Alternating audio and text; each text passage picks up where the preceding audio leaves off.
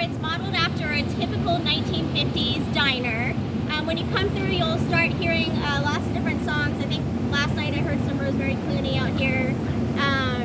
There's other songs when you make it to different parts of the house, but it's really modeled after that. The basic storyline is it's a diner, and you're either gonna see victims or zombies.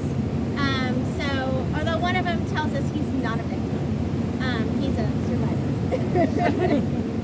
So we'll head through. I'm gonna turn it over to Jess. She's gonna tell you, once we get in, she's gonna tell you all about how they're trying to scare you. They walk through.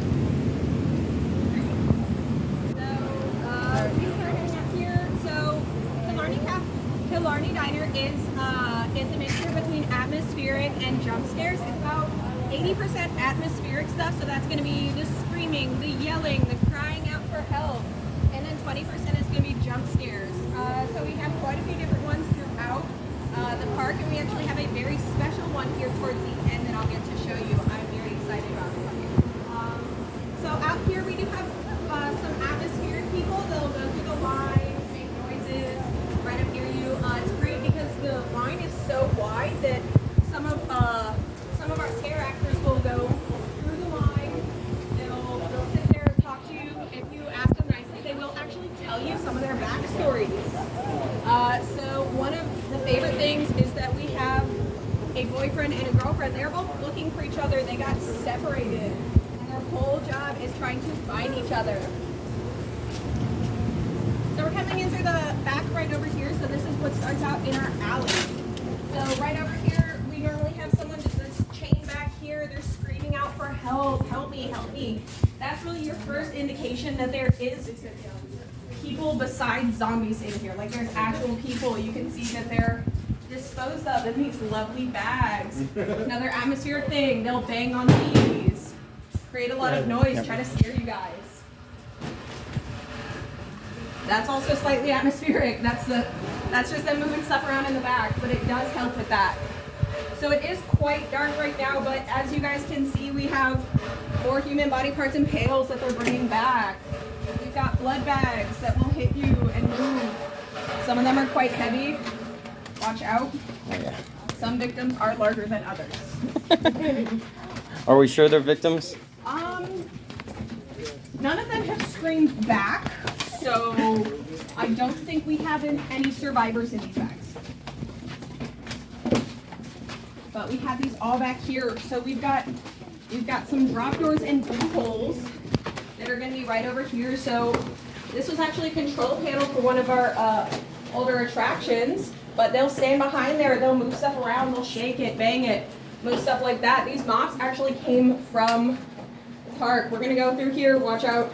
It's a very tiny hole. We're going to go around. This is our butcher room. This is an amazing place. So we're actually going to stop here for a little bit. That's scary? Huh? That's scary? I was really wondering who was here, and I thought we had a scare actor for a second. You guys can move in all around wherever you guys want.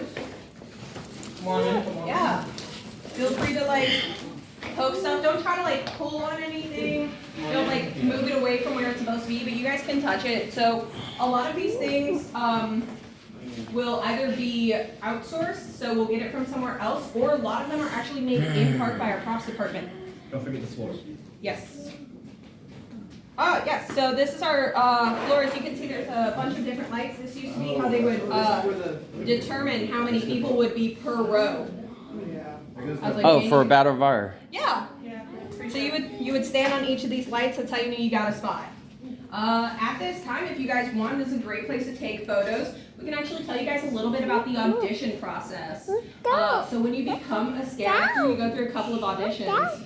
So if anyone wants to audition, we're going to ask you to give us like your best scary noise. What's the best scary noise that you guys can make? No one? Phil!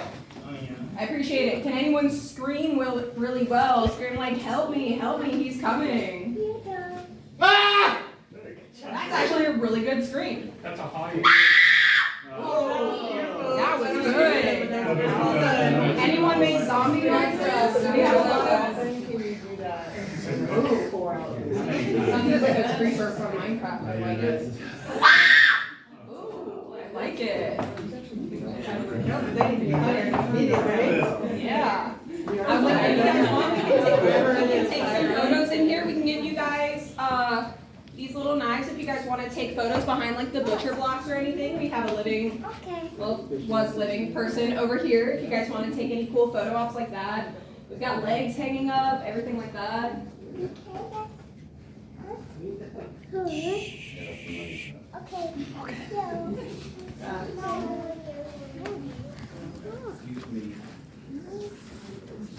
want to hold this and take a photo?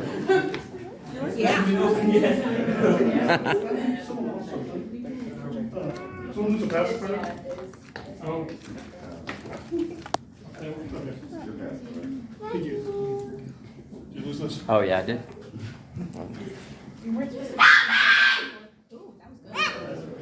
Someone back there needs to audition. That's what I'm learning. I need those things. Yeah. Alright, guys. Well, if you guys are ready, we can continue forward a little. I can tell you guys. We're going. Wait, don't go.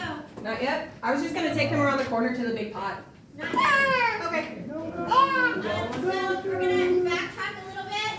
For those of you that remember Questor or any of the rides that have been here, we're gonna backtrack into the ride room. Yay. So you can take pictures. So please don't go on to the ride. You're gonna just stay on the walk ride. Okay. Don't go on the ride, Zachary.